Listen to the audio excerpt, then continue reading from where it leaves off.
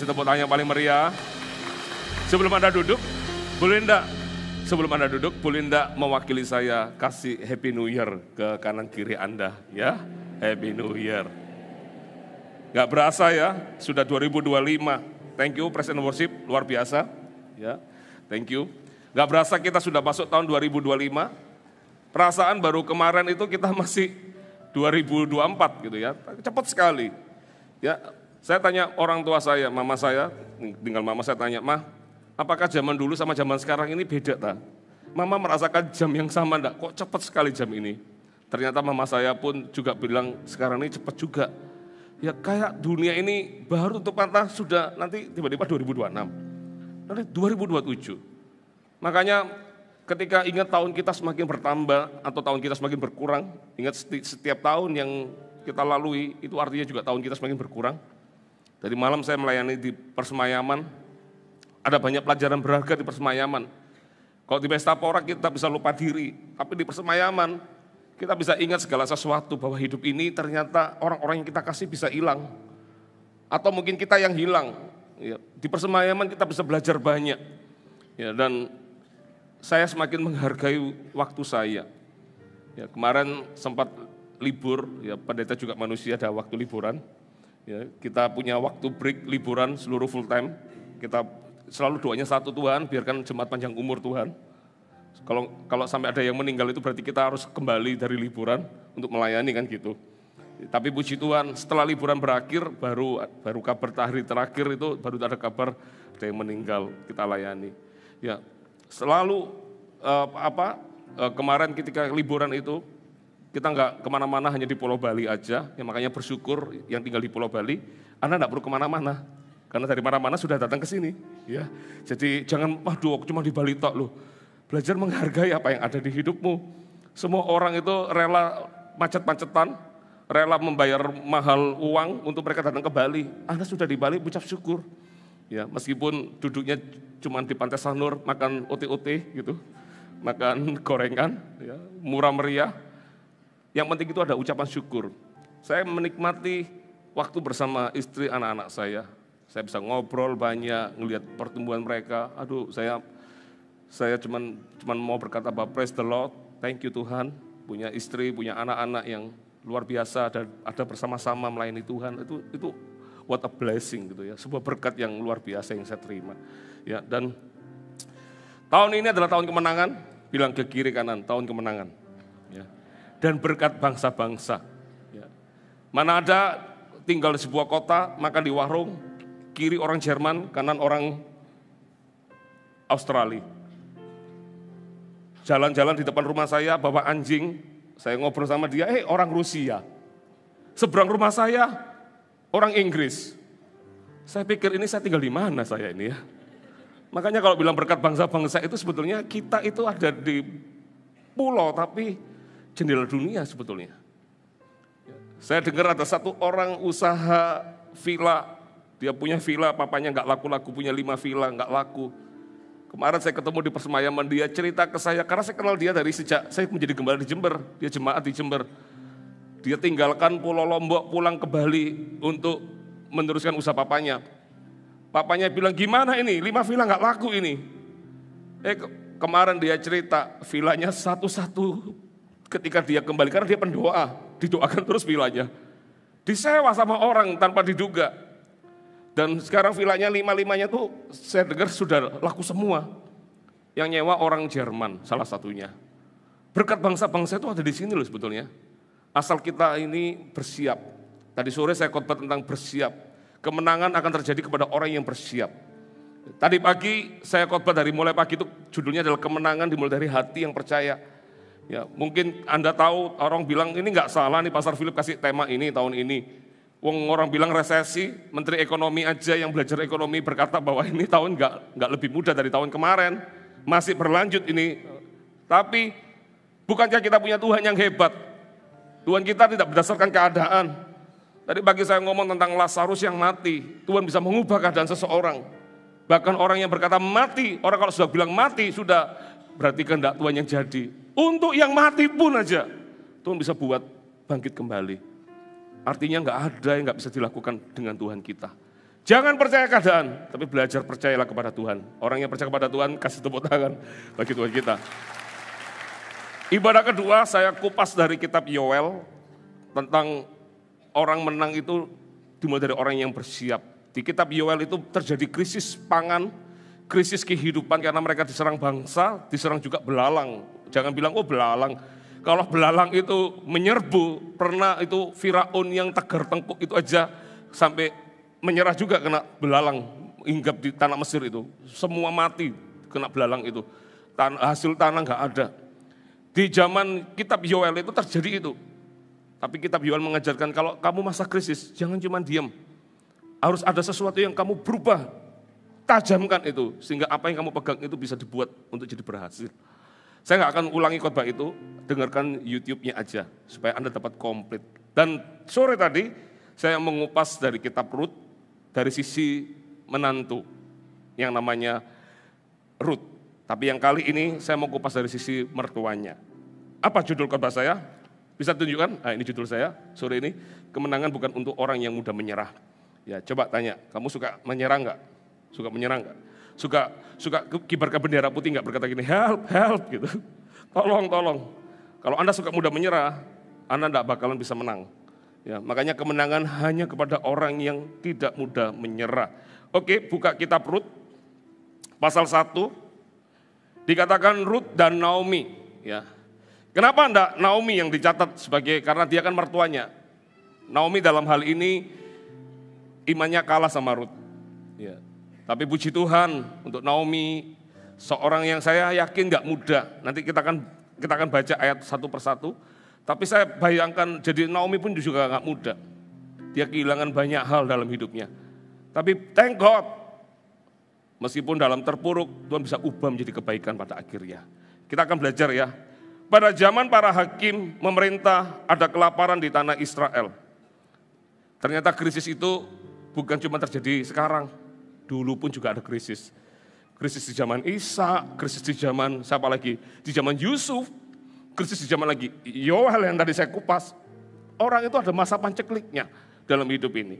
Tapi coba lihat ya, lalu pergilah seorang dari Bethlehem Yehuda, katakan Bethlehem Yehuda, beserta istrinya dan kedua anaknya laki-laki ke daerah Moab untuk menetap di sana sebagai orang asing. Aneh orang ini, dia tinggal di Bethlehem. Bet artinya rumah, Lehem itu artinya roti. Kenapa disebut rumah roti Bethlehem di waktu itu? Karena di situ tuh terkenal tanah yang subur. Tapi ketika masa kering tiba, rupanya Elimelek memilih jalan sendiri. Dia nggak pergi ke jalan Tuhan, dia memilih ke jalan satunya. Jalan orang Moab. Karena mungkin dia dengar Moab itu mungkin bagus ya Moab. Makanya dia pakai kekuatannya sendiri untuk pergi ke Moab. Hati-hati ya dalam pergumulan kita, dalam tantangan hidup kita. Mungkin kita mengalami terpuruk, pekerjaannya mungkin belum melihat keberhasilan. Jangan memilih jalan yang salah di situ. Dengar kata-kata ini. Anda harus lebih memilih jalan Tuhan. Kenapa saya katakan? Nanti pada akhirnya Anda lihat Elimelek mati pada akhirnya. Padahal arti Elimelek artinya adalah Tuhan adalah raja. Tapi pertanyaan saya sederhana, apakah Tuhan memang raja di hidupnya Elimelek? Enggak. Dia ketika dalam itu dia lebih berubah setia. Kenapa saya katakan berubah setia? Dari mana Bapak bisa ngomong itu? Karena dia pindah ke Moab. Tahu Moab? Siapa Moab? Moab itu adalah keturunan Lot. Tahu Lot? Sodom dan Gomora.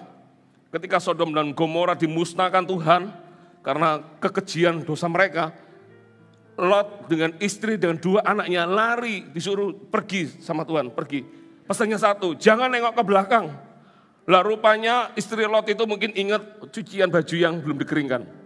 Enggak ada ayatnya. Mungkin ingat, aduh perhiasanku ketinggalan, bling-blingnya ketinggalan. Atau mungkin lebih enak di situ. Ada orang yang selalu lihat masa lalunya, makanya dia nggak bisa maju-maju. Tapi ketika dia lihat ke belakang, benar kata firman Tuhan, kamu akan jadi tiang garam. Jadi tiang garam. Akhirnya Lot dengan dua anaknya saja yang selamat masuk ke gua. Lah dua anaknya ini konyol. Dia pikir Sodom dan Gomora itu orangnya cuma dari Sodom dan Gomora, dia lupa di kota yang lain ada Abraham, itu kan juga ada orang di situ. Dia pikir nggak ada orang lagi. Alamak gimana nih, kita jadi mati tua nih, nggak bisa melahirkan keturunan, kita nggak ada orang lagi. Dan konyolnya adalah mereka punya ide yang gila. Maaf ya, di sini juga ada banyak anak kecil. Tapi anak sulung dan anak bungsu, dua-dua punya pikiran yang sama. Bapaknya dimabukkan, tidur sama bapaknya. Lah Moab itu adalah keturunan dari anak sulungnya Lot, saudara. Itu adalah bangsa terkutuk sebetulnya. Lah Elimelek sudah baik-baik di Bethlehem meskipun ada tantangan hidup. Saya bilang tadi, Ishak pernah mengalami tahun kering. Kapan Ishak disebut orang super kaya di zamannya? Itu ketika di zaman kering. Dia bisa menjadi super kaya. Dia nggak pergi kemana-mana, dia tetap ada di tanah perjanjian. Sedangkan Elimelek yang katanya Allah adalah raja, rupanya cuma hanya namanya saja Allah adalah raja. Tapi tindakannya tidak mencerminkan bahwa Allah adalah raja. Karena dia memilih jalan sendiri, jalan kepada bangsa yang terkutuk, orang Moab. Hati-hati ya. Disclaimer-nya sudah ada, hati-hati. Disclaimer-nya apa? Kalau dalam pergumulan, jangan jauh dari Tuhan. Lebih baik kita ngalamin tantangan selama ada Tuhan di hidup kita. Sudahlah, nanti ada masanya Tuhan itu akan pulihkan kita kok. Tapi jangan kemana-mana.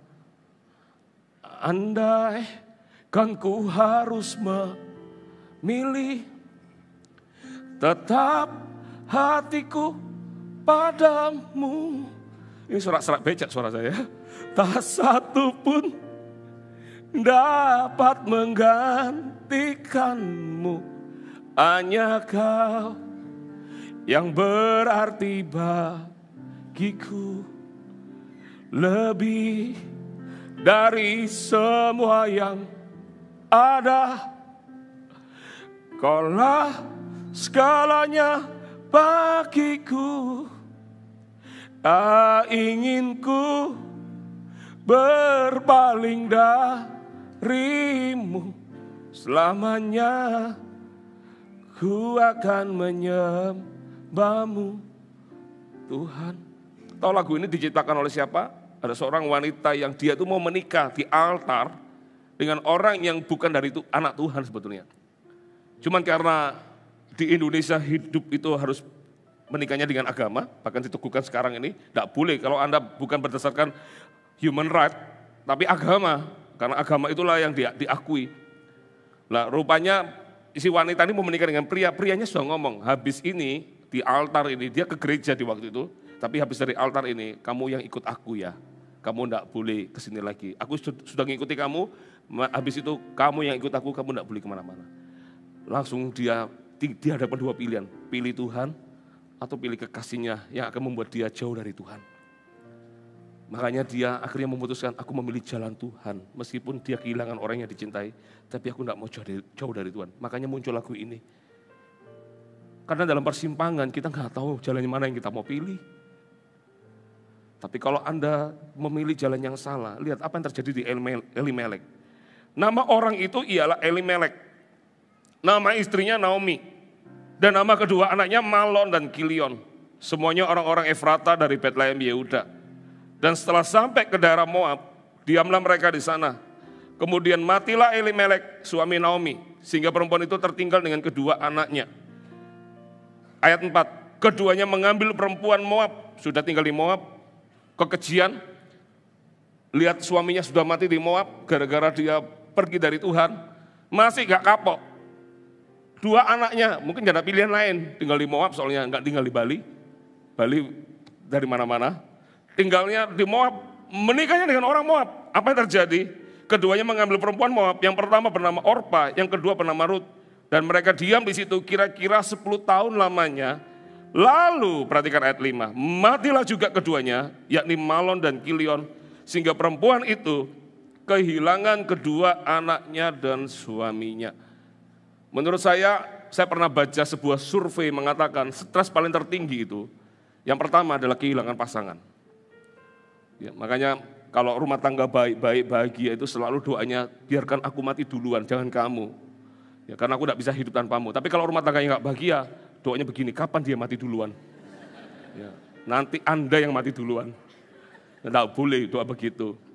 Kalau rumah tangga baik-baik, aduh, itu blessing, itu berkat. Saya nggak bisa bayangkan, saya nggak bisa hidup tanpa Pastor Lani. Ya, saya selalu berdoa Tuhan kasih panjang umur Pastor Lani, aku tidak bisa hidup tanpanya. Ya kan? Sekali menikah untuk selamanya. Saudara, saya nggak bisa bayangkan, mama saya ketika papa saya berpulang ke rumah Tuhan, mama saya itu langsung berubah jadi lebih tua, mama saya. Kemana-mana selalu berdua, seperti amplop dan perangko, seperti nggak bisa ya, seperti apa, madu dan tawon gitu ya, dengan lebah. Mama saya jadi lebih tua. Mama saya kalau saya tanya, Ma, kepingin apa? Nggak enak, nggak ada papamu, nggak enak. Pasti ada yang hilang di situ. Belum selesai dengan pasangan yang hilang. Mungkin kalau sudah masih punya anak, penghiburnya di anak. Apalagi anaknya mirip ini wajah papanya ini. Waduh, ini penghiburan mirip papanya. Dua anaknya hilang juga. Kalau jadi Naomi apa? Dia akan nyanyi lagu, aku sedih duduk sendiri, ambil tali. Apa? Lagu itu apa yang ngajarkan apa ya lagu itu ya? Ambil tali, apa? Lompat tali. Energinya dihabiskan untuk itu. Jangan punya pikiran yang lain daripada itu. Tapi kalau Anda jadi Naomi, masih mau hidup Anda? Enggak, pasti. Makanya enggak heran kalau Anda baca di ayat-ayat di bawahnya, ketika orang berkata, ketika dia pulang ke Bethlehem, itu semua orang-orang berkata, itu Naomi. Tahu arti kata Naomi apa? Penghiburan. Dia ngomong, jangan panggil aku Naomi. Panggil aku marah. Marah bukan marah, aku marah bukan ya. Tapi level marahnya ini, panggil aku marah. Marah itu apa? Pahit. Di marah terjadi air yang pahit. Dia berkata, jangan panggil aku Naomi, jangan panggil aku penghiburan. Tapi panggil aku orang yang pahit. Suamiku hilang, anak-anakku hilang. Aku pergi dengan membawa sesuatu, pulang aku kehilangan banyak hal. Kalau Anda jadi Naomi, apa yang Anda lakukan? Tak kepingin makan bigul ya, tak kepingin. Itu loh bagus, tak kepingin. Apa yang mau tak cari? Kadang-kadang sesuatu menjadi berharga ketika sesuatu itu hilang. Ya, makanya suami istri jangan berantem terus. Kenapa ya? Ini padahal nggak ada hubungan untuk khotbah keluarga loh saya ini. Makanya jangan jadi orang itu Tom and Jerry, suami istri. Nanti kalau sudah meninggal baru nangis-nangis. Kenapa kamu meninggal? Loh, kenapa dulu kamu tidak baik-baik saja? Harusnya waktu masih hidup itulah hargai orang yang ada di sebelahmu itu, cintai. Tapi saya bayangin jadi Naomi, tidak gampang jadi Naomi. Naomi pasti, Tuhan ambil aja aku sekalian, mungkin doanya begitu. Ngapain aku disisakan aku Tuhan? Makanya saya katakan, kalau Anda pikir kehidupan Anda hari ini terpuruk, saya yakin di antara banyak orang di tempat ini, tidak minta ya dalam nama Tuhan Yesus, tidak ada orang mungkin kayak Naomi. Kehilangan orang yang disayanginya dalam waktu 10 tahun. Saya dengar ada orang kehilangan pasangannya, itu bisa nangisnya bertahun-tahun. Belum selesai dengan pasangannya, anaknya, ya ampun. Apalagi itu anak laki, biasanya mama itu bondingnya sama anak laki. Ya, anak perempuan itu role modelnya mamanya, anak laki role modelnya papanya. Tapi anak laki itu deketnya masih sama mama. Anak perempuan deketnya sama papa. Enggak tahu bondingnya mama itu jiwanya sama anak laki itu lebih beda. Dua anak laki, saudara. Saya enggak coba mendramatisir apa yang terjadi. Tapi jadi Naomi enggak mudah. Tapi Anda mau tak kasih tahu happy endingnya? Mau tahu happy endingnya? Langsung buka ya. Rut pasal 4. Ayat 13. Ini happy endingnya. Ketika Naomi tadi dengan segala strugglingnya, di ayat 13 dikatakan, lalu Boas mengambil Rut dan perempuan itu menjadi istrinya dan dihampirinya lah dia. Maka atas karunia Tuhan perempuan itu mengandung lalu melahirkan seorang anak laki-laki. Di zaman itu, kalau seseorang meninggal, suami meninggal, istrinya masih ada, biasanya adik-adiknya yang meneruskan, atau mungkin saudaranya itu harus meneruskan untuk menikahi, menyambung namanya orang ini, ibarat orang marga Sem, Maka nanti dari keturunan saya munculnya namanya Sem. Tapi kalau Sem yang nggak ada, nanti orang lainnya akan menyambung meskipun dia orang lain, tapi dalam kerabat, dalam struktur kerabatnya. Nanti ada pilihan-pilihannya, sebelum Boas ini ada lagi pilihan utamanya. Tapi pilihan utamanya mau punya tanahnya, tapi tidak mau orangnya. Tidak mau menanggung ini. Puji Tuhan, Rut menemukan Boas, orang yang nggak cuma kerabat dekatnya, tapi dia orang yang sangat gentleman, orang yang sangat care dengan Rut, punya suami yang baik. Menurut saya jauh lebih baik kualitasnya daripada suami sebelumnya yang meninggal itu. Nah, Rut ini menikah dengan Boas. Boas ini adalah seorang pengusaha sukses. Naomi itu sudah nggak punya pengharapan. Dia sudah kehilangan 2 anaknya, dia berpikir nggak mungkin mau menegakkan nama Elimelek itu sudah nggak mungkin. Karena anaknya sudah mati. Boas menikahi Rut, artinya Boas rela meninggalkan namanya sendiri. Dia menyambung keturunan membawa nama Elimelek, bukan namanya dari nama keluarganya. Bayangin. Makanya penerus yang pertama itu, dia, ini ngerti enggak ya? Bingung enggak ya? Saya berharap Anda mengerti ya. Nanti kalau enggak mengerti Anda buka Alkitab juga di rumah masing-masing. Kalau dia meneruskan nama itu, mana ada orang mau namanya digantikan nama orang lain, nama keturunan. Makanya keluarga Li, ya kan? Keluarga Ko, semua itu ya. Nggak tahu kalau di Chinese kan begitu. Di keluarga Jawa, Santoso kayak nama saya belakang. Santoso semua gitu. Ya kan, tapi saya pikir nama Santoso kok lebih bagusan nama Samuel ya. Langsung marganya saya serubah menjadi nama Sam. Itu saya. Karena nama papa saya juga bukan nama Santoso. Seandainya papa saya nama Santoso, tak pertahankan nama Santoso ke bawah. Coba bayangin, semua orang tuh bangga dengan nama marganya. Ya, nanti kalau anak-anak saya ini, saya mau nanti marga baru saya itu namanya Sam semua tuh Sam. Yang Kathleen dapat nama Kathleen Natenia Santoso, nama belakang saya. Tapi anak kedua, ketiga tak kasih nama Kenneth Owen Sam, Kathleen Kimberly Sam. Supaya apa? Nanti orang ingat ada nama Sam di belakang nama anak saya. Nanti anaknya Owen akan ada Sam yang dibawanya juga, Sam juga. Ya daripada Santoso ya Wen ya, betul ya. Bersyukur ya, atau lebih bersyukur Kathleen Natenia Santoso, nama papanya. Tapi kalau diganti Samiun, waduh saya akan protes itu. Kenapa nama yang lain? Gak ada hubungannya dengan kita, Santoso masih gak apa-apa. Samuel juga gak apa-apa, nama depan, nama belakang gak apa-apa, ada embel-embel papanya. Tapi kalau tiba-tiba menjadi Selamat, saya akan protes. Jangan dong, bayangin ya, Boas itu tidak menyandang namanya loh. Dengan menikahi Rut itu dia kehilangan hak namanya sebetulnya. Karena dia meneruskan dari keluarga Elimelek. Tapi Tuhan itu bisa mengubah hati orang loh. Ada loh orang-orang yang bisa berbuat baik yang tanpa kita sangka-sangka itu dia bisa rela semuanya itu untuk jadi berkat buat kita. Itulah Tuhan bisa mengubahnya saudara. Coba bayangkan. Dikatakan setelah menikah. Dikatakan maka atas karunia Tuhan perempuan itu mengandung. Lalu melahirkan seorang anak laki-laki. Sebab itu perempuan-perempuan berkata kepada Naomi, terpujilah Tuhan yang telah rela menolong engkau pada hari ini. Dengan seorang penebus. Tidak semua orang mau jadi penebus. Karena namanya akan hilang. Tapi Tuhan bisa membuat segala sesuatu. Hal yang mustahil bagi kita. Di dalam Tuhan tidak ada yang mustahil. Bagian kita cuma percaya. Termasyurlah kiranya nama anak itu di Israel. Dan dialah yang akan menyegarkan jiwamu. Dan memelihara engkau pada waktu rambutmu telah putih. Sebab menantumu yang mengasihi engkau telah melahirkannya.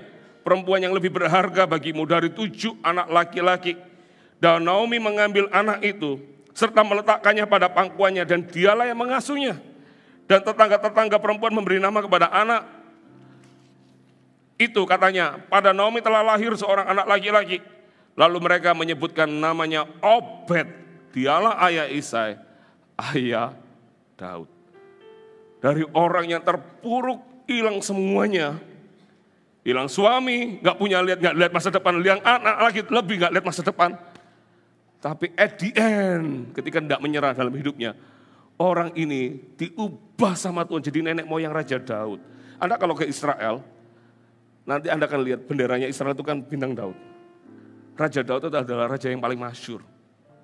Mana pernah berpikir dari keturunan Elimelek, tiba-tiba muncul keturunannya adalah anak Raja Daud. Dan ditarik lagi ke bawah, muncul Yusuf. Adalah papanya Tuhan Yesus dipakai dalam silsilah itu. Menjadi keturunan Mesias di bawahnya. Makanya Tuhan itu bisa mengubah sesuatu dalam hidup kita. Kalau hari ini Anda merasa hidup Anda gagal, Anda merasa hidup Anda nggak lihat kemenangan, mana bisa tahun kemenangan, tahun 2024 aja belum menang, masih mengalami krisis, ini kabar baik buat kita. Selama Anda dan saya tidak menyerah dengan hidup Anda, Tuhan bisa ubah keadaan kita. Aminnya cuma 2 orang. Semua main aman ini, atau semua baik-baik saja. Melewati tahun ini dengan, baik-baik saja. Dengar kata-kata ini. Saya tidak percaya orang itu selama-lamanya ada krisis. Tadi lagunya aja loh. Masalah itu biasa. Yang apa? Yang luar biasa. Ya situ. Bahkan dikatakan masalah itu ada kadaluarsanya. Kenapa ada orang yang nggak bisa keluar dari masalahnya? Seolah-olah masalah itu paling besar hidupnya, sehingga dia nggak bisa menikmati hidupnya. Apa-apa enggak semangat, apa-apa enggak mau melangkah lagi, karena dia pikir ngapain aku melangkah lagi, dan apa harapan. Come on, belajar dari Naomi, karena Naomi bisa diubah sama Tuhan. Kalau Naomi bisa diubah keadaannya sama Tuhan, artinya kabar baik. Kenapa Naomi diberitakan hari ini? Ada kabar baik buat kita, bahwa kita juga bisa diubah sama Tuhan. Yang percaya kasih tepuk tangan bagi Tuhan kita. 3 poin. Poin pertama, belajar dari Naomi, apa yang kita bisa lihat dari orang-orang yang tidak pernah menyerah dengan hidupnya, ini belajar dari Naomi. Yang pertama, kalau Anda dalam terpuruk, dalam kegagalan, teman-teman multimedia, tolong. Yang pertama, belum. Yang pertama, belum juga. Just kidding. Ini, belajar dari Naomi, yang pertama, ini, berbalik dari jalan yang salah, dan kembali kepada Tuhan. Coba ya kita lihat di dalam kitab Rut tadi. Di dalam Rut, coba kita buka. Rut pasal 1, lihat ya. Ketika Naomi mengalami suami, anak-anaknya meninggal. Ayat 6 perhatikan. Kemudian berkemaslah ia dengan kedua menantunya. Dan ia, dari ayat 5 ya. Lalu matilah juga keduanya, yakni Mahlon dan Kilion. Sehingga perempuan itu kehilangan kedua anaknya dan suaminya.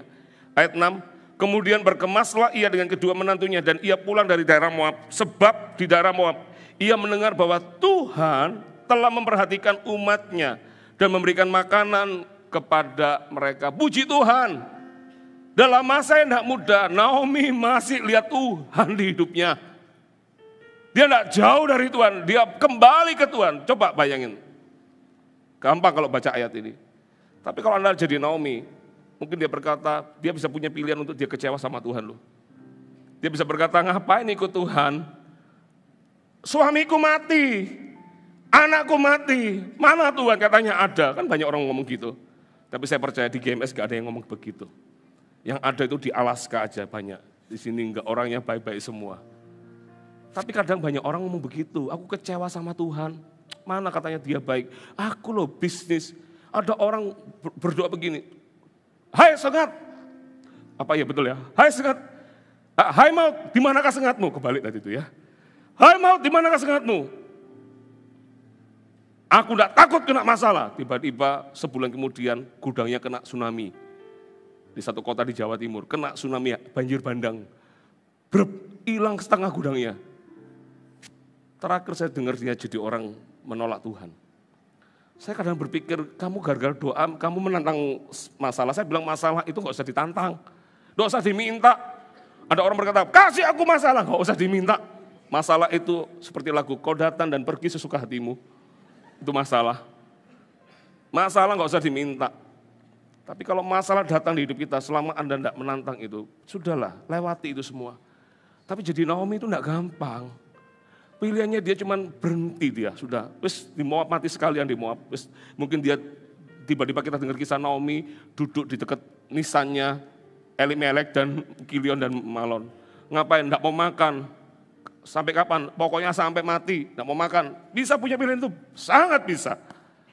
Tapi puji Tuhan, dalam jalan yang salah yang dia pilih dengan suaminya, dengan anak-anaknya, dia masih ingat ada Tuhan yang memberikan pertolongan di Bethlehem.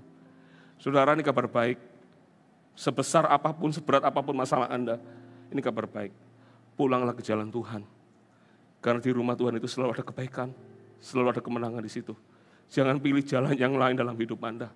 Jangan dengarkan orang, sudah kamu enggak usah, ada saya punya teman, depotnya lagi sepi, tiba-tiba datengin orang jagutnya putih. Dia berkata, depotmu sepi kan? Dan mungkin dia lagi survei berbulan-bulan di situ di depan depotnya. Terus bilang begini, kamu ikut saya ya, nanti kamu pasti depotmu jadi rame. Tapi puji Tuhan teman saya berkata, tidak Pak, sekali Yesus tetap Yesus, begitu luar biasa itu. Tapi berapa banyak orang yang hatinya berubah. Karena lihat pertolongan, dia memilih jalan yang salah di hidupnya. Belajar dari Naomi. Naomi kembali ke jalan Tuhan, bilang kembali ke jalan Tuhan. Dalam masalah, coba bilang kiri kanan, dalam masalah harus ingat jalan Tuhan di hidupmu. Tidak boleh jalan yang lain. Puji Tuhan Naomi puji Tuhan. Dia ingat Bethlehem. Ngapain dia dulu pergi dari Bethlehem? Kalau dia nggak pergi dari Bethlehem ceritanya berbeda. Tapi kalau cerita itu nggak ada, dia nggak akan jadi keturunan Raja Daud. Memang nggak mudah sih. Tapi lihat dalam hidup orang itu ya jangan lihat day by day-nya. Lihat orang yang memegang Tuhan itu, nanti di belakang itu pasti happy ending. Karena hidup dalam Tuhan itu tidak akan pernah mengecewakan. Yang mengecewakan itu kalau kita jauh dari Tuhan. Tapi kalau Anda tinggal di dalam Tuhan, tidak akan pernah mengecewakan. Andai kan ku harus memilih, tetap hatiku padamu. Ayo yang bisa nyanyi lagu ini nyanyi.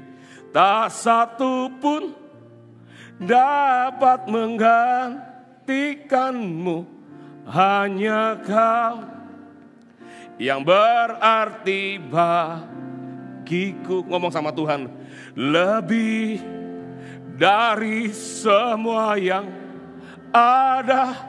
Katakan kaulah segalanya bagiku. Tak ingin ku berpaling darimu, selamanya ku akan menyembahmu. Tuhan, jangan pilih jalan yang lain. Tetap setia sama Tuhan. Oh Tuhan, aku enggak lihat pekerjaanku naik ini. Aku enggak lihat ekonomiku grow up. Enggak lihat bertumbuh. Aku enggak lihat keluargaku hari ini dipulihkan. Semuanya masalah Tuhan. Bisa enggak Anda tetap berkata, aku memilih jalan Tuhan, tetap percaya kepada Tuhan. Meskipun tantangan ada. Tahun kemarin itu, saya didatangi sebuah spirit roh jahat di hidup saya. Spirit itu datang di kamar mandi saya. Ngomong sama saya, sebelum saya pindah ke Bali ini, tantangannya banyak sekali. Mimpi, saya tuh jarang mimpi. Saya tuh tidur paling enak karena jarang mimpi saya tuh. Kadang-kadang kalau saya dengar adik saya mimpi ini, mimpi itu, kenapa aku enggak mimpi ya? Pastor Lani lebih banyak dikasih mimpi. Khotbah-khotbahnya juga banyak lewat dikasih mimpi banyak juga di situ, poin-poin kadang-kadang itu. Saya jarang mimpi. Tapi pindah ke Bali itu, mimpi saya mengerikan macam-macam. Spirit untuk menghalangi supaya enggak ke Bali, itu aja. Pendoa-pendoa dari Jawa Timur kalau ke sini pasti berkata enggak mau ke Bali. Teman saya khotbah di Bali ini, pulang-pulang sakit. Dengar ini, dengar itu, dengar ini. Begitu sudah sampai di kotanya, aman-aman saja. Sampai suaminya berkata, kita ulangi lagi khotbah lagi, ke Bali lagi. Supaya kita itu. Nah, rupanya mimpi itu enggak cukup. Tahun kemarin saya datangi sebuah spirit roh jahat. Ngomong jelas sama saya di kamar mandi, saya lagi cuci muka, lagi sikat gigi. Tiba-tiba ngomong jelas, kamu enggak usah macam-macam buat kegerakan ya di Pulau Bali ini. Kalau kamu bikin kegerakan, tak gangguin kamu seumur hidupmu. Tiba-tiba dikasih roh kegentaran di hati saya. Di dalam hitungan detik itu, saya cuma berkata, tidak, saya berkata. Aku enggak percaya dengan kata-katamu, aku lebih memilih jalan Tuhan. Meskipun ada tantangan, tapi jalan Tuhan selalu ujungnya adalah manis buat aku. Saya ngomong sama diri saya, sejak hari itu tantangan saya banyak sekali di hidup saya. Ngalami ini, ngalami itu banyak sekali. Tapi saya berkata sama Tuhan, Tuhan, aku lebih memilih jalanmu Tuhan. Aku tidak pilih yang lain, aku pilih jalanmu. Makanya andai kan ku harus memilih, tetap hatiku padamu. Tak satu pun dapat menggantikanmu. Hanya Kau yang berarti bagiku. bagiku, saya bayangkan saya mau tanpa Tuhan tidak bisa melakukan apapun. Lebih dari semua yang ada, Kaulah segalanya bagiku. Ingin ku berpaling darimu, selamanya ku akan menyembahmu. Tuhan, saya sudah melewati masa-masa yang gak mudah di hidup saya. Anak saya Owen ini sudah pernah step up, berhenti nafas 3 kali itu. Makanya saya kalau ngomong sama Owen hidup itu kasih karunia. Kamu pernah berhenti nafas 3 kali. Tapi di tengah-tengah masa pergumulan itu, waktu anak saya, maaf ya, masih kecil, ditelanjangin, dikasih alkohol, kasih kapas, karena berhenti nafas 3 kali di situ. Di UGD itu, saya ingat anak saya masih kecil itu, di UGD itu, telanjang semua. Di situ saya masih doanya sama, saya nggak janji sama pastor lain, tapi doa kita sama. Tuhan, beri kami kemurahan-Mu, beri kami kesempatan sekali lagi untuk jadi orang tuanya Owen. Beri kami kesempatan untuk kami jadi orang tuanya Owen. Tapi kalau pun itu enggak terjadi. Doa saya sama pastor lain enggak janjian, tapi sama kata-katanya. Tapi kami tetap cinta Engkau Tuhan. Kami tetap mengasihi Engkau. Dan saya tahu pencobaan itu datangnya enggak melebihi kekuatan kita, saudara. Karena kalau kita dicobai selalu ada jalan keluar. Kalau enggak ada jalan keluar pun ada jalan untuk kita bisa menanggungnya. Melewati masalah itu kayak Naomi itu, dia enggak memutuskan untuk mengakhiri diri. Dia tetap ingat Tuhan. Dan ujungnya adalah Tuhan bawa perubahan hidup yang jauh lebih luar biasa. Jangan pilih jalan yang lain. Pilih jalan Tuhan dalam hidupmu. Apapun yang terjadi, pilih jalan Tuhan. Tidak lihat kemenangan, it's okay, tidak apa-apa. Berjalan bersama Tuhan, nanti ujungnya pasti kemenangan kok. Yang percaya kasih tepuk tangan bagi Tuhan kita. Yang kedua, belajar dari Naomi apa yang kita bisa pelajari. Yang kedua, dalam kesulitan, tapi masih punya pengharapan. Saya suka sekali ketika Naomi sudah pindah ke Bethlehem. Bayangin ibu-ibu tua dengan satu menantunya, yang satu lagi sudah pulang, Orpa. Orpa lebih memilih jalannya. Tadi saya kupas khotbahnya di sebelumnya banyak ngomong Orpa juga dan segala macam. Ya kali ini saya enggak ngomong itu. Orpa pulang, Orpa berpikir, wah enggak ada pengharapan ikut Naomi. Karena Naomi bilang, kamu loh, aku enggak punya anak lagi, kamu ikut aku, kamu enggak mungkin menikah sama siapa. Kalau aku bersuami, bahkan Naomi pun mikirnya pakai kekuatan sendiri, kalau aku bersuami, mikirkan punya suami lagi. Nanti kalau punya anak lagi, masa kamu nunggu anakku, kan enggak mungkin kamu bisa menikah lagi. Pulang aja ke bangsamu, kamu terlepas dari kontrak, sudah kamu bisa menikah lagi di situ. Tapi kalau ikut aku, dengan kata lain, enggak ada pengharapan. Orpa hitung-hitung secara manusia, iya ya enggak ada pengharapan. Tapi Ruth karena dia cinta mertuanya, bersyukur loh kalau punya menantu yang cinta mertua itu bersyukur. Ini Ruth ini cinta sama Naomi, makanya dia tidak mau kemana-mana. Meskipun dia orang dari bangsa Moab, bangsa terkutuk, tapi dia memilih jalan Tuhan. Tahu nggak? Ketika dia kembali ke Bethlehem, coba bayangin ya, ibu-ibu tua dengan menantu perempuan, bisa sukses nggak? Kalau ukuran manusia, nggak mungkin bisa sukses orang ini. Tapi coba lihat ya, di dalam Rut pasal 2 ayat 1. Dikatakan Rut bertemu dengan Boas. Naomi itu mempunyai seorang sanak dari pihak suaminya, seorang yang kaya raya dari kaum Elimelek namanya Boas. Ya. Ayat 2 perhatikan. Maka Rut perempuan Moab itu berkata kepada Naomi, biarkanlah aku pergi ke ladang memungut bulir-bulir jelai di belakang orang yang murah hati kepadaku. Dan saut Naomi kepadanya, pergilah anakku. Kata-kata sederhana ya, pergilah anakku. Tapi saya ketika baca ayat itu, dalam masa yang tidak mudah itu, coba kalau jadi Naomi yang tidak percaya Tuhan, mungkin dia berkata, kamu kalau kerja itu kapan kayanya Ruth? Cari yang lain. Kamu sudahlah cari yang lain. Dan banyak orang itu, banyak kata andai, kalau aku jadi begini, aku jadi. Tapi apa yang dilakukan? Tidak dilakukan apapun. Banyak mimpinya, banyak keinginannya, tapi nggak ada yang terjadi. Kenapa? Karena dia tidak pernah mengusahakan dalam hidupnya. Ngerti maksud saya? Karena merasa itu uang kecil, nggak bisa berhasil ini. Tapi tadi saya khotbah di ibadah sore tadi, jangan remehkan sesuatu yang kecil. Karena dari yang kecil itu ada kemurahan-kemurahan. Anda melangkah satu, kalau Anda berjalan bersama Tuhan itu kayak orang naik eskalator yang itu loh, di bandara itu loh. Pernah jalan eskalator yang bukan naik ke atas, tapi dia berjalannya di depan. Kalau orang berjalan dengan usaha sendiri bisa nggak berjalan maju? Bisa. Tapi yang berjalan di sini jauh lebih cepat. Dia melangkah satu kayak ada bantuan, seret, melangkah lagi, seret, melangkah. Lebih cepat daripada orang yang berjalan dengan kekuatannya sendiri. Rut itu ngalami itu. Dia dengan usaha kecil, bayangin ya, dia cuma kerjanya apa? Memungut jelai. Dari sisa-sisa orang menyabit, dia memungut jelai. Itu sesuatu yang kecil. Kapan kayanya? Tapi luar biasa. Rut hanya memungut jelai sedikit, tiba-tiba Boas itu punya kemurahan, dia kasih jelai lebih banyak. Sampai dikatakan dia itu dapat jelai itu untuk 10 hari, sekali bekerja di hari itu untuk 10 hari makan. Artinya dia dapat berlimpah di situ di waktu itu. Tapi puji Tuhannya, Rut ini orangnya baik. Tapi kalau dia nggak dapat restu dari Naomi, nggak bakalan dia melangkah maju di situ. Mungkin Naomi kalau pahit berkata, nggak usah lah Rut, sudah di rumah aja. Ada perubahan sesuatu terjadi nggak? Halo? Saya bertanya saudara, seandainya Naomi berkata sama Rut, Rut sudahlah, nggak usah kerja Rut, terus di sini aja nemenin mama, di sini aja. Rut bisa menikah sama Boas nggak? Rut bisa menghasilkan anak namanya Obed nggak? Nggak bisa. Makanya dengar kata-kata ini, dalam masa sulit hidupmu, jangan pernah berhenti untuk Anda tetap letakkan pengharapan. Meskipun itu kelihatannya kecil. Aku cuma lihat small way, jalan kecil di hidupku. It's okay.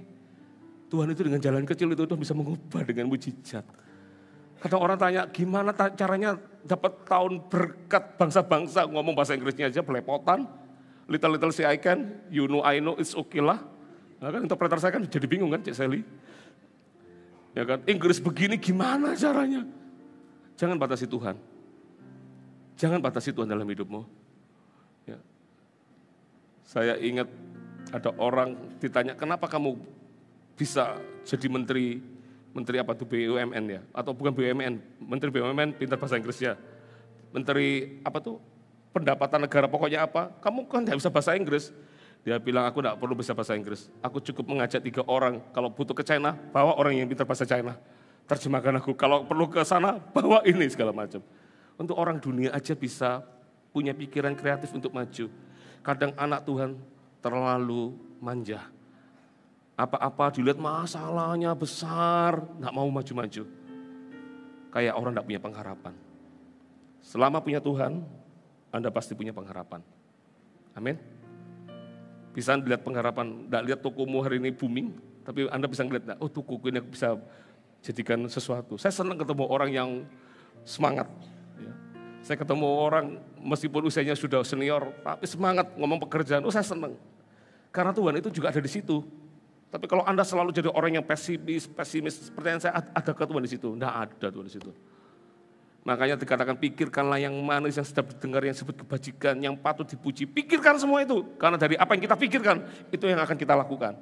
Tapi kalau pikirannya selalu pesimis, masalah, kesulitan, gak bisa lah, aku bukan kayak itulah. Ada Tuhan di situ. Saya yakin Tuhan ada di situ. Tuhan ada ketika engkau percaya bersama Tuhan. Amin. Amin. Mau punya pengharapan, percaya tahun ini tahun kemenangan. Tahun ini ngalami berkat bangsa-bangsa. Amin. Siapa tahu orang Jerman itu makan pisang goreng kita, saudara. Tiba-tiba pisang gorengmu jadi viral, gak ada yang tahu. Jangan bilang, pisang goreng, gemon lah. Berdoa, makanya nanti kita ada puasa 21 hari, mulai besok itu, minta terobosan terjadi dalam hidup kita. Saya juga gak sabar untuk puasa besok. Saya mau puasa untuk terobos ya Tuhan, apa yang aku gak ngerti, buka itu di dalam hidupku. Ayo Tuhan, come on Tuhan, aku mau lebih dipakai Tuhan lebih lagi. Aku mau Tuhan untuk memberitakan namamu lebih lagi. Pakai hidupku Tuhan. Saya banyak tidak ngertinya, tapi saya cuma berkata, aku percaya kepadamu Tuhan. Harus punya pengharapan di dalam Tuhan. Katakan amin. Yang terakhir, yang ketiga, Anda belajar sesuatu? Yang ketiga, belajar dari Naomi apa? Ini, tetap berbuah dalam kehidupannya. Sekalipun belum melihat kemenangan terjadi. Nanti kalau Anda baca ayat-ayat Rut itu, banyak nasihat Naomi. Naomi itu luar biasa. Dia bisa menggambarkan cerita. Rut nanti ya, kamu kan, Rut itu kan dicintai sama Boas. Ketika Boas tanya, siapa orang itu? Rut itu pekerja keras. Kalau Anda baca ayatnya, Rut itu kerja rajin banget. Dia enggak berhenti loh kerja itu. Semua orang, makanya orang kalau rajin itu pasti bosnya akan lihat ini orang rajin. Sesuatu yang berbeda. Terus apa yang terjadi? Boas itu belas kasih sama Rut. Sampai dia bilang, nanti kalau kamu memungut jelai, sisa-sisakan ya, nggak usah diambil semuanya. Biarkan dipungut oleh Rut. Ada kasih karunia kepada orang yang bekerja keras juga, yang kerja sungguh-sungguh. Pasti ada kasih karunia. Tapi kalau kerjanya malas-malasan, bagaimana ada kasih karunia? Nggak mungkin. Nah, Rut itu kerja keras. Tapi terus bos bilang begini, nanti kamu jangan bergaul sama orang-orang laki-laki itu ya, pekerja laki-laki. Karena bos ngeliat nanti jangan-jangan bisa bahaya nih, bisa digodain sama orang laki-laki itu. Jangan ya. Lah Rut itu jaga kata-kata itu dan mamanya kasih nasihat yang sama, iya Rut, kamu jangan bergaul sama di situ. Terus habis itu dia kasih strategi yang lain, Rut, kamu nanti ya coba lihat strateginya Naomi apa. Coba lihat pasal 3 ayat pertama. Dikatakan lalu Naomi mertuanya itu berkata kepadanya, anakku, apakah tidak ada baiknya jika aku mencari tempat perlindungan bagimu supaya engkau berbahagia? Naomi luar biasa ya, dia tidak mikirkan tentang hidupnya, dia mikirkan menantunya juga. Makanya dia menjadi mertua yang dicintai. Karena dia tidak mikirkan tentang dirinya, dia mikirkan menantunya loh. Makanya mertua-mertua punya menantu, hargai menantumu, cintai. Menantu-menantu, Anda punya mertua yang take care itu, cintai dong. Jangan dirongrong, Anda harus mencintai. Ya, amin. Di sini nggak ada menantu mertua di sini ya, nggak segereja ya. ada orang datang ke saya, Pak, gimana saya disuruh milih? Pilih mamamu atau pilih aku? Lah kan nggak bisa Pak, satu mama satu istri. Saya ngomong sama istrinya, kamu mau kabar baik atau kabar buruk? Duh, kok bisa Pak Sam? Saya bilang, kabar buruknya kamu punya mertua cerewet banget memang. Kursinya kurang lurus, minggirkan. Kursi aja disuruh minggirkan, kenapa tidak diminggirkan sendiri? Punya istri begitu, punya mertua begitu. Tapi saya bilang, kabar baiknya adalah kamu tidak sendirian. Banyak menantu yang mengalami yang sama, punya perasaan yang sama. Katanya gini, wanita paling beruntung di dunia itu tahu siapa namanya? Hawa. Kenapa Hawa? Tidak punya mertua. Tapi di GMS, mertua menantunya hubungannya baik-baik semua. Saya bersyukur, saya salah satunya. Ya, hubungan saya dengan mertua saya perempuan baik, hubungan Pastor Lani dengan mama saya baik. Karena kita jaga, nanti ya kapan khotbah keluarga, saya selalu kalau hal sederhana, kalau saya biasanya kalau ingat makanan ke orang tua itu selalu anak kandung. Tapi anak kandung itu jangan ngambil reward untuk dirinya sendiri. Begitu ingat dia yang belikan makanan, langsung ngomong ini dari Lani. Rewardnya harus kena istri kita. Sama, yang paling ingat mama di California. Ya, istri saya bilang rumahnya California. Kalisat di Jember. Ya, kalau ke mamanya bawa makanan, selalu berkata ini dari Kosem. Jadi kita tuh selalu menjaga di situ. Kalau kita berbeda pendapat, bertengkar, tidak pernah orang tua tahu. Kita jaga, kita harus selesaikan sendiri. Makanya orang tua, mertua itu hubungannya baik, harmonis. Mama saya sama mama mertua saya, mereka kontak, hubungan, tidak ada iri satu sama lain, semuanya take care dengan sangat baik. Ya, makanya saya percaya di sini semuanya baik-baik semua, karena urapannya sama, baik semua, nularnya baik. Ya, kalau nggak baik, nularnya nggak baik, tapi di sini baik semua. Yang percaya kasih tepuk tangan bagi Tuhan kita. Lihat.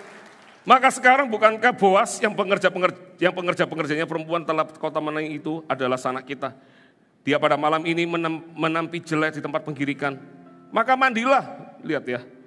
Dan beruraplah, pakailah pakaian bagusmu dan pergilah ke tempat penggirikan itu. Tetapi janganlah engkau ketahuan kepada orang itu sebelum ia selesai makan dan minum. Jika ia membaringkan diri tidur, haruslah engkau perhatikan baik-baik tempat ia berbaring.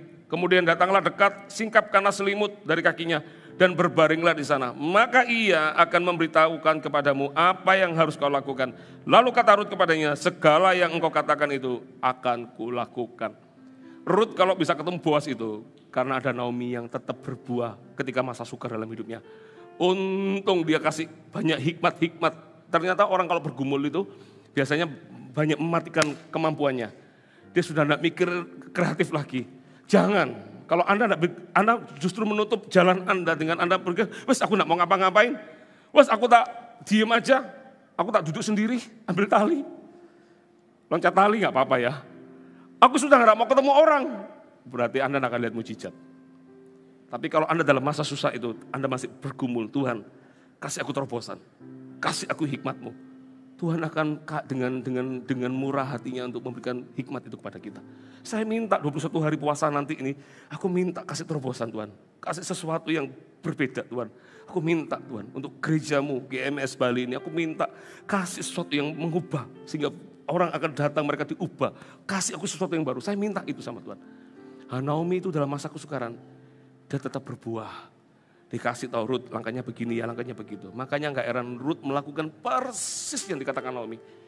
Dan gak heran, itu betul akhirnya Boas tanya apa yang mau kau katakan. Dia ngomong segala macam. Dan Boas berkata, oke, aku mau menebusmu. Tapi masih ada satu penebus lain yang lebih berhak lagi. Aku akan panggil dia. Dia ajaklah ketemuan satu-satu sama bawa tetua-tetuanya.